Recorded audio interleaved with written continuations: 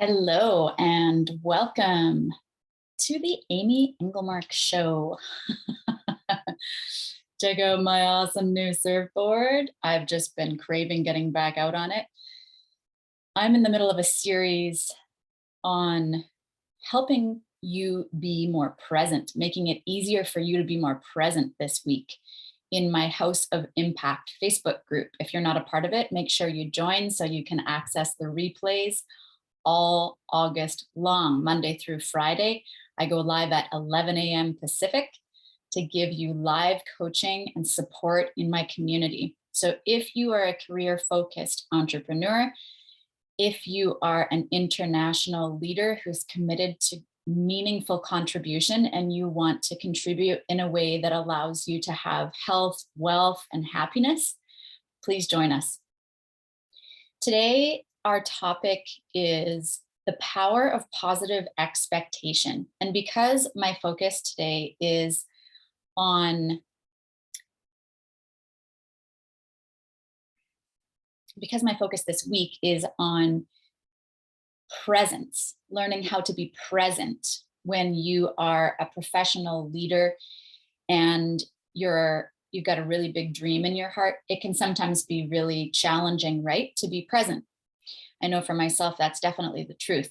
So today I want to give you an opportunity to drop in to being very present and practice it. Instead of learning more about how to be present, let's just do it today. If you're joining me live on Facebook, send me a little happy smiley face to give me your energy and so that I know who is watching, and it gives me energy because I feel the connection, right? So where are you from? Where are you joining me from? Drop your name in the chat. I would love to be able to connect with you while I share today. We're going to be on for about 5 to 7 minutes, a bit shorter than usual today. And if you ever want more information, always feel free to send me an email at coacha@amyengelmark.com. So I want you to, we're going to walk through a 3-part process to help you develop the consistent habit of being present where your feet are, no matter how busy your life is, because that will help you increase your sales. It will help you deepen connection with family. It will help you be happier. It will help you make more time for yourself. So the first thing I want you to do is open up your mind to learning something new today. Or, you know, when you've heard something 10 times and it's the 11th time that you actually get the download, keep your mind open for that download, that breakthrough. Keep your mind open to learning something new, because when we believe that we already know that, then we block our minds and block our hearts from receiving what we need for today, personally and professionally. So here's the first question I want you to write down. What story do I want to tell about my life 5 to 10 years from now? We spend so much time envisioning a negative outcome for our future, like rehearsing the negative outcome. Well, what if that happens? And what if this person leaves me and I lose that relationship? What if I pursue my dream and I fail? By the way, you can never fail as long as you keep on trying and being persistent. Persistence pays off big time.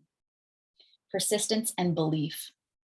What if I lose all my money and my business goes under? What if people judge me? All the negative what ifs, it's such a waste of your time. It causes you stress you don't even need. Stop putting that pressure on yourself. You can do work with more lightness and ease, and you can accomplish your dreams. And let's use this time today to do just that.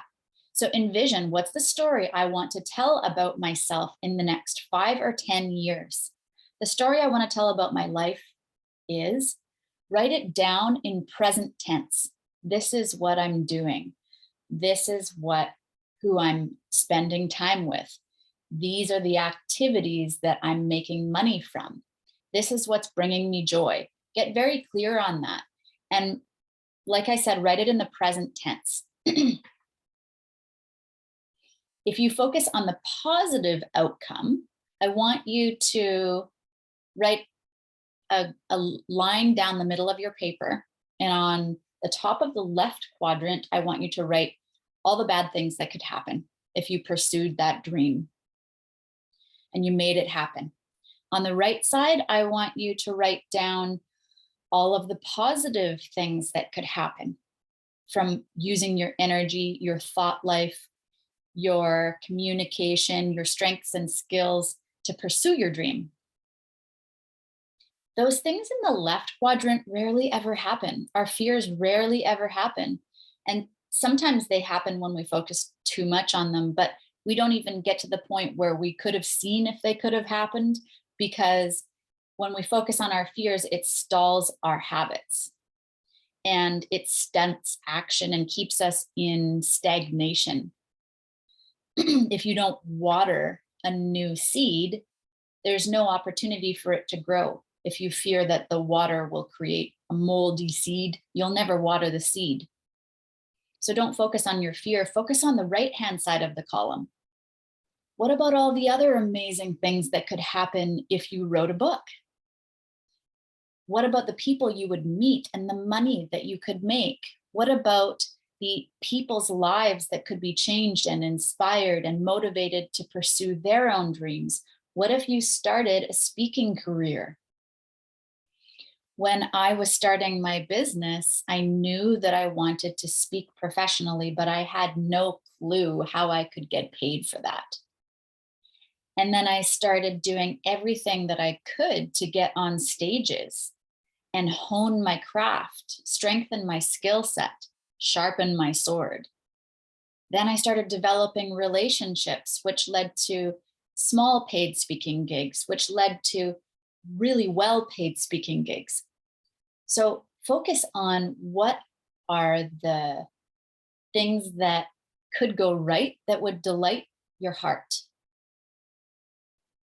Maybe you would travel more if you pursued your dream. You'd meet people that would become lifelong friends and inspire you and kick you in the pants. That's what I do for a lot of my clients. I challenge their thinking.